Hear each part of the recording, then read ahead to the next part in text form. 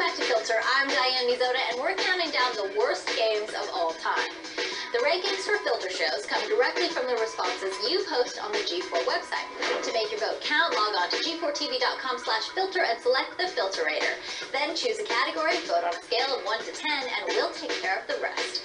While you're there, be sure to post your suggestions for topics and games you'd like to see covered in future episodes. So one would think that a game starring 3 hot women whose only purpose is to periodically run around in scantily clad outfits and shoot bad guys would never fail. Well, one is sadly mistaken. Proof that hot chicks in a GameCube can't solve everything, Charlie's Angels drop kicks itself into number 7. Good morning, Angels. Good morning, Charlie.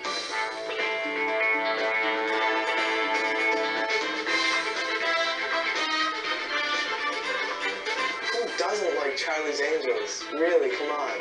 I think it's just I think it's just a bad game in general. Dude, did you see the movie? Okay, the movie sucked. This game is worse. All right, there's like no redeeming values at all about this game. You know, I'd rather throw this game out the window before I play it. I had a lapse in judgment. I heard that game was so bad that they had to can it for all the other systems, and they just released it on the GameCube because it's for the GameCube crowd. No.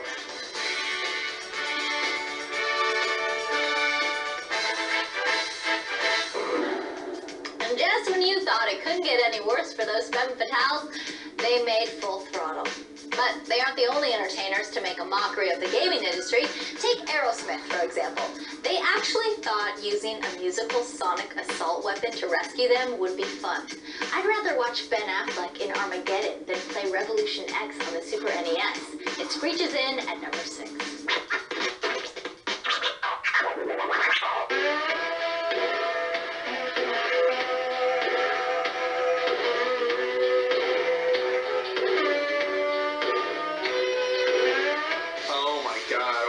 That Aerosmith game.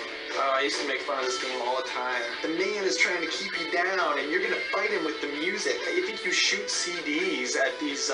There's like this group that wants to stop rock and roll and stop everything the kids care about. And at the same time, I think you're rescuing the members of Aerosmith, and so they can perform a concert. It's just completely terrible.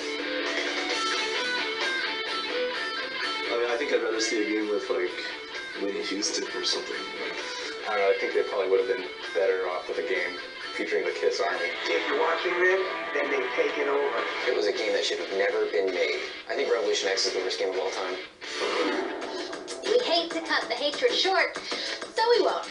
We found some Filter fans who are just dying to share with you, no, not their money, games, and girlfriends, but their opinions on games that should never have been adapted from movies. Listen closely, you may learn something. I was kind of disappointed in Matrix. I thought it was kind of just did the same thing over and over again. The game itself crashed a lot, and 2, it was just the same old punching and kicking over and over again. Actually, there was one from not necessarily movies, but TV, which is the Dark Angel one. I didn't like that one either. I think just about any blockbuster movie that comes out nowadays and has a game that follows it immediately, I don't have high hopes for that game because I know that they're just trying to push it out. You know, the movie's hot, so this will sell whether it's even a good game. Maybe there should have been an E.T. game, just not that E.T. game. It consists of falling in and out of pits, basically, the entire game. And with those Atari 2600 games, a lot of times, you didn't even know what was going on. It was like, what's that blob there? Oh, well, that's the mothership. Come back for E.T. And it's definitely like that for E.T. Like, you can tell E.T., but then it's like, what's that? I don't know. Where are you going? I'm not sure. All I know is I'm falling in and out of pits, like, over and over again. Well, as you can see, most people have a difference of opinion. That is, unless you're talking about Zero Wing, in which everybody agrees they have zero tolerance for it. The Sega Genesis game zigs in at the 5 spot and leads us into the sweetest 5 presented by Juicy Fruit.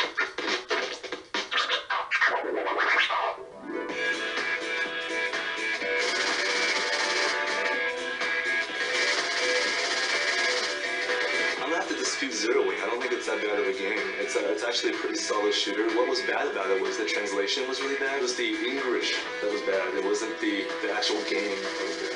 All your base are belong to us. All your base are belong to us. Someone set us up the bomb. That's my favorite. The translation of the game is terrible, to the point where it's humorous. Some guys in the net got a hold of it, and they made this great video of it, just making fun of it, and it was just the most hilarious thing, making fun of the ridiculous translation in the game. It's kind of a cult favorite. I mean, people may call it a bad game, but it's got a lot of nostalgia for a lot of gamers, you know, especially the All Your Base Belongs to Us and all that. You know, just like some bad movies, you know, you remember for life because they're so bad they're kind of good. Finally, Zero Wing and our next game have something in common. You'd rather watch your grandmother undress than play either of them. Resident Evil Survivor is as scary as a vacuum cleaner and stumbles into the number 4 spot.